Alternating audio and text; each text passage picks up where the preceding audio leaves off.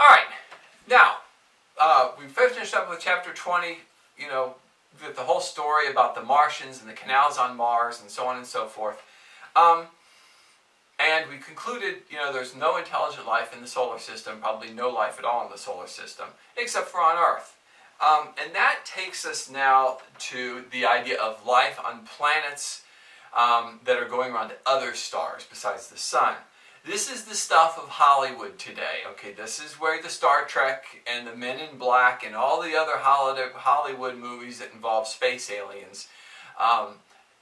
This is their bread and butter stuff. Okay, and before we get into any serious discussion of life on going around other planets, around other stars, we have to do take a moment, take a chapter for a little bit of a reality check. All right, now. Suppose that I claim that Coke machines are run by magic elves, evil magic elves, who are out to rot our teeth and make us fat. And why is that? Because elves used to rule this earth, and now the human population is expanding, and they can't, fight back, and so they're doing this by subtly trying to make us all sick, so on and so forth. And I say that, you might claim that a Coke machine is just this sort of mechanical refrigerator. When you drop coins in it, it trips a little switch, which activates a motor, which kicks out a Coke machine. But I say no, that it's full, that these are outposts of magic elves. They teleport Cokes in there. When you pay them money, they give you one of these Cokes, okay? And you say, oh, that's a bunch of hooey, okay? Why? I know somebody who works for the Coke machine company, and they fill the Coke machines up. I've seen them filling these Coke machines, and I will respond to that and say, no, that person is a collaborator with the magic elves. There's always collaborators. You can find them anywhere, and those people are taking dirty elf money and selling out their own species. And then you say, well. But we can go open up a Coke machine and we can see what's inside of it. It's mechanical stuff, and Cokes. And I say, that's just a trick. When you get a hold of a Coke machine, the elves teleport out of it, and they teleport this machinery into the Coke machine, and that way it fools you into thinking that, it's just a machine, when really it's an outpost for evil elves. This is so you have these two theories. Coke machine is a mechanical device. Coke machine is an outpost for evil elves. Whatever you come up with, when you ask me about the evil elves theory, I'm going to come up with something that explains it away. And so you can't actually prove that no Coke machines are outposts of evil elves. So why don't you, how come you don't believe me? And the answer to that is basically something we call Occam's razor. And it is the same principle that leads you to eventually quit believing in Santa Claus if you were a kid who believed in Santa Claus. A sort of typical American kid who believed that Santa brought you presents on Christmas. But eventually you quit believing in that. Even if your parents are encouraging you to believe in Santa Claus, and adults everywhere in the United States encourage kids to believe in Santa Claus, which is something that doesn't exist, and the kids always figure it out eventually, some earlier, some later, okay? Because the stories that the adults have to make up to sustain the theory that the stuff is being brought by Santa Claus is too preposterous. Eventually, you begin realizing that it makes more sense to just believe that your parents are putting the presents under the trees than that some guy in a magic sled is flying around the world.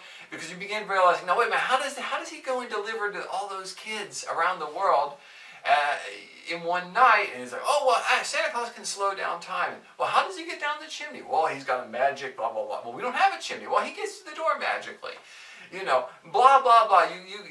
How come I keep seeing a different Santa Claus at each department store? Oh, that's not really Santa Claus. Those are Santa's helpers. The real Santa Claus is the one that actually delivers the presents. And as a kid, you say, no, I don't believe this stuff, because you have to keep making up junk to make the Santa Claus theory work. And my parents buy the presents theory is much simpler, much more elegant, much more straightforward. It doesn't have all this baggage stuck onto it to make it work. And that's Occam's razor says that when you have the choice of two competing theories, and you cannot disprove either of them, okay, then the one that you should go with is the one that doesn't require all the junk stacked onto it to make it work.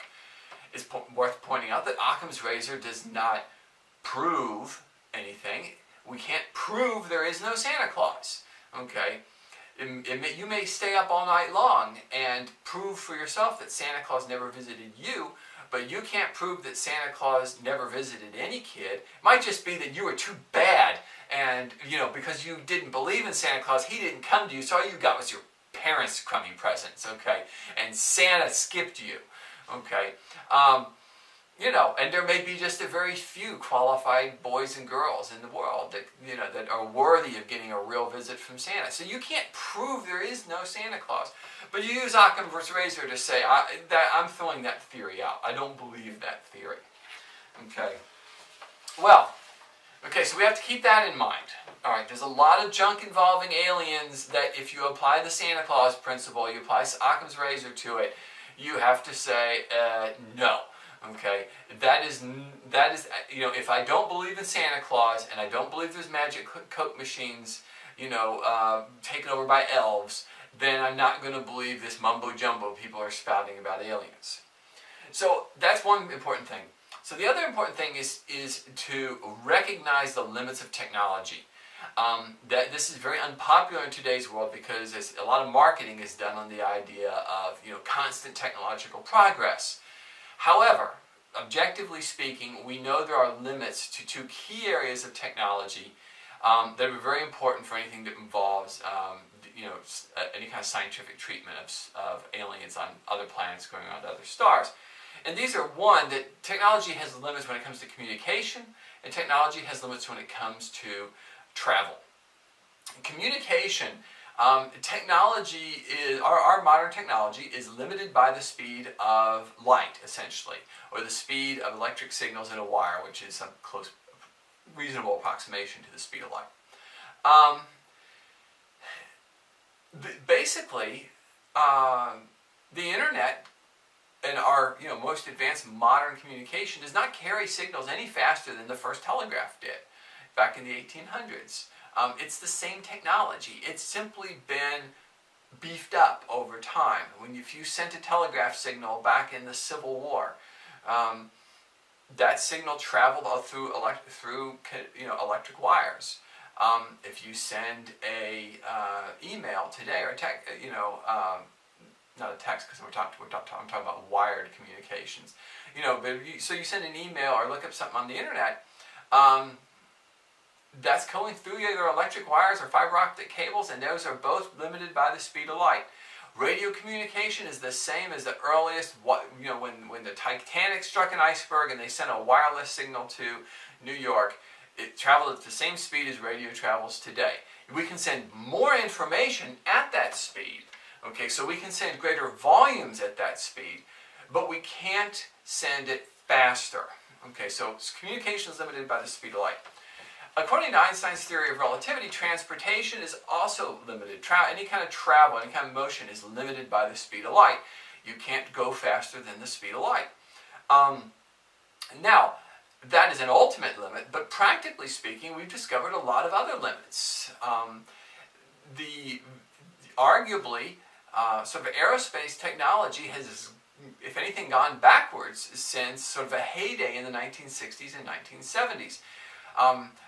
We had the Apollo program. We went to the moon. We have not been back. It would be very difficult for us to get to the moon now. We could not just recreate that program. A lot of that knowledge has sort of been lost or mothballed. The Concorde was a supersonic, very high-speed passenger plane that ran during the latter part of the 20th century. And that has been retired, and there's not any plans, no really concrete plans to have a replacement for that. We've been without supersonic transport for a decade or so now, and then maybe more. The space shuttle, okay, that has been retired. Why? Why? Because these things either are dangerous or expensive. The Concorde and the Space Shuttle both had spectacular accidents. The Apollo they had some spectacular accidents too, and it's expensive to go to the moon. So, practically speaking, we have encountered limits in our technology. Might we get past those at some point? Yeah, but the fact is that we see that the limits exist. Is it possible to have faster than light travel? This is the warp drive, or the hyperspace, or whatever it is in your favorite science fiction movie for getting from one place to another. Are those things possible? Is it possible that somebody could work out magic and learn how to wave a magic wand and transport you from one place to another through magic, or to make your car magically go faster than the speed of light? That's the question, okay? Because scientifically speaking, we don't have any reason to believe that you can travel faster than the speed of light. So to say, well, there could be hyperspace or warp drive, you can kind of mumbo-jumbo your way into some sort of pseudo-scientific sounding explanation for that kind of stuff, but basically the answer is no. Scientifically speaking, we can't go faster than that. And so to say that, well, we could discover something is like saying, well, we could discover magic. Is it possible we could discover magic? I suppose. Okay, is it possible Santa Claus exists? We can't prove he doesn't. Okay, so these are things that we have to keep in mind. When we talk about aliens on other worlds, going around other stars, the Hollywood type of aliens, we have to think scientifically and not Hollywood style. And that's going to mean throwing out a lot of common pop culture assumptions that sometimes are kind of hard to get rid of.